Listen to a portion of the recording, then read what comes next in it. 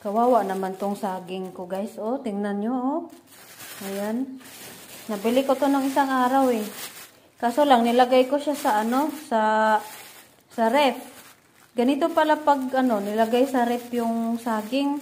Tapos, sobrang lamig. Ayan. Ayan yung kalalabasan, no. Parang sira or actually hindi pa siya sira, guys. Siguro sa lamig lang ito.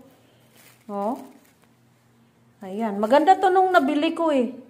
Ganda ng itsura niya, tapos fresh na fresh, ganda yung balat. Tapos nung nilagay ko sa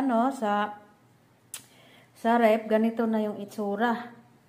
So tignan natin, guys. Balatan natin kung okay pa ba siya. Alam ko okay pa to eh. Ayan, yung isang kamay ko kasi nakahawak sa cellphone ko, guys. Ayan, guys, okay pa naman siya, guys, oh. Sa lamig lang talaga to, oh.